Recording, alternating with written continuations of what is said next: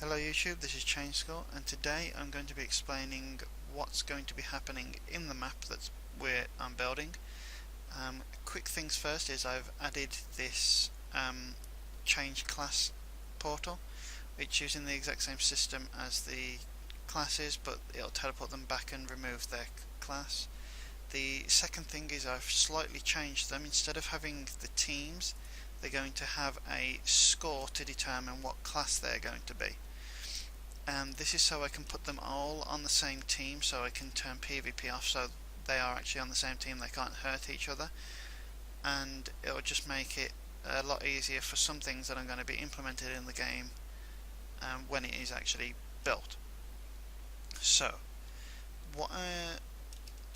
I'm going to explain what's actually happening in the game. So, the game is going to be set in a labyrinth that is filled of various rooms.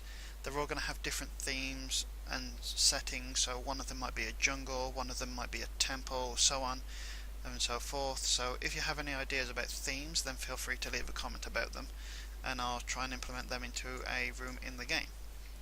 So when the zerg is going to be fighting in these different rooms, when they have defeated the room, they'll be able to move on to the next one, which everybody will be able to select either through a voting system, or if they're in a chat they'll all be able to shout which one they want or something, and then they'll just pick which room to progress into and they'll just start the next room. So as they progress through the labyrinth, they'll eventually make their way to the final boss battle room.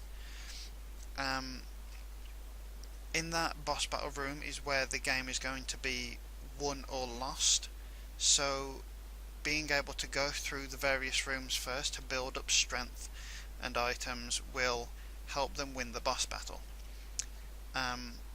So what the zerg is going to do is they'll select a class. So I'm going to choose mage for now and show you that these are actually working as well. So I'm now a mage on class 3. So when everybody has selected their classes, they can choose to go and change by going back through this portal.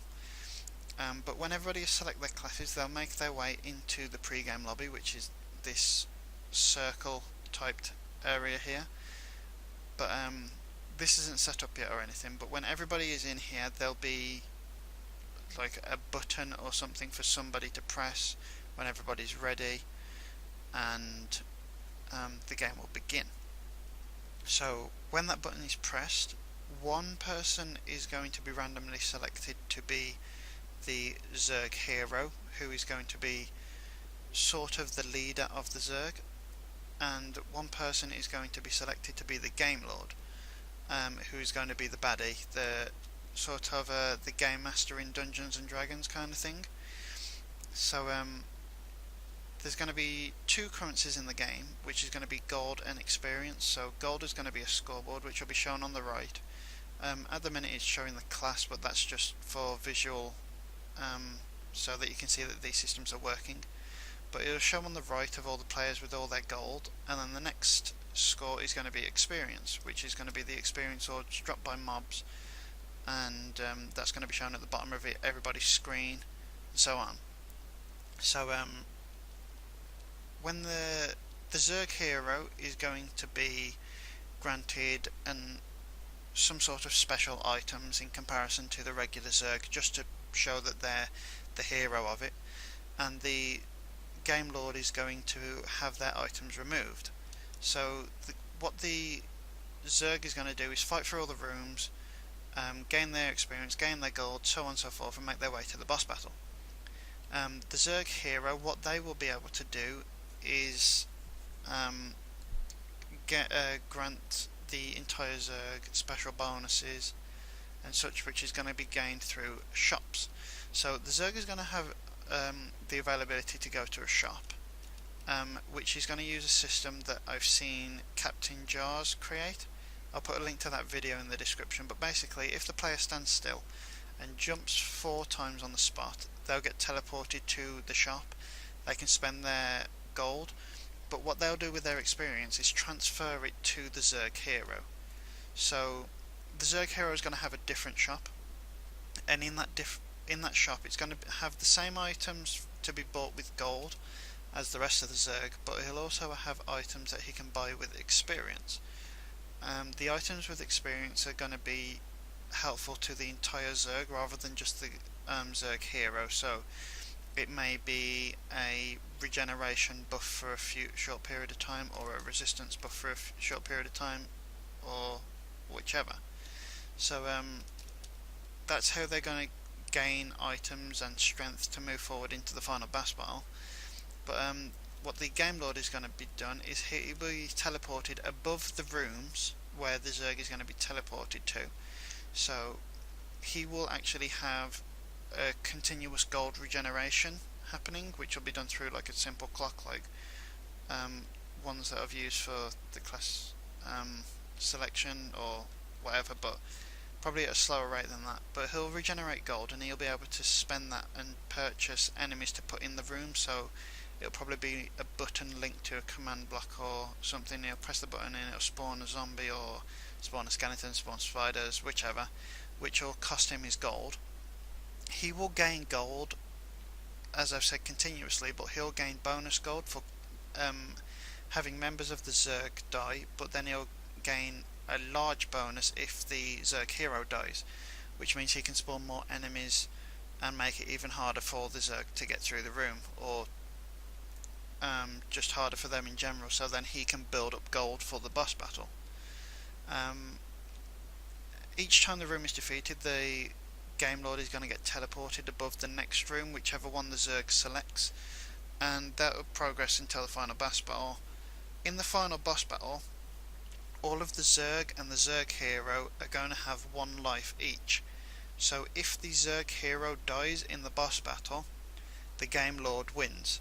So that means if the zerg hero is the only person to die, the Game Lord still wins, but if all of the zerg die apart from the zerg hero, the zerg still wins, kind of thing. That's the way that I'm going to judge who wins or loses in the game.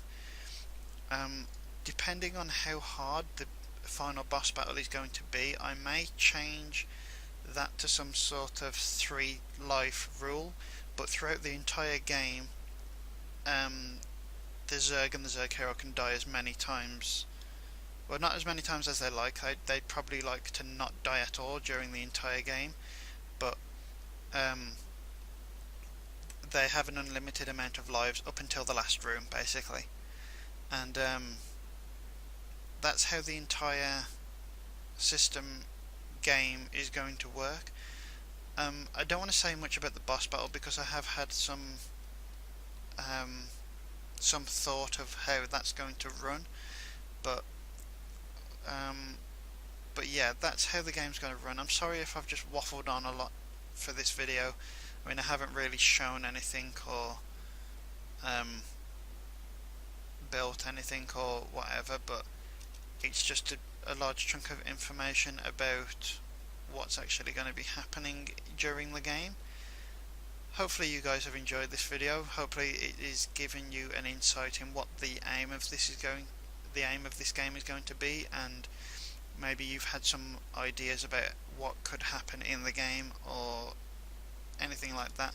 The one thing that I do need to figure out though, hopefully for next week, is some sort of system to detect when all of the people are here, instead of like if everybody's here and one person's over there and the game starts, then that person's going to be left out because I'm going to be teleporting everybody in this area.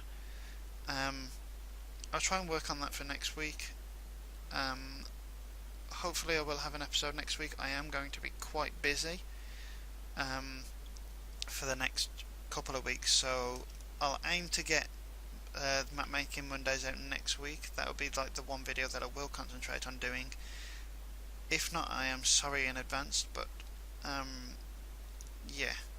So hope you enjoyed this video. Remember to leave a like and comment if you have any ideas, and subscribe for more videos coming soon.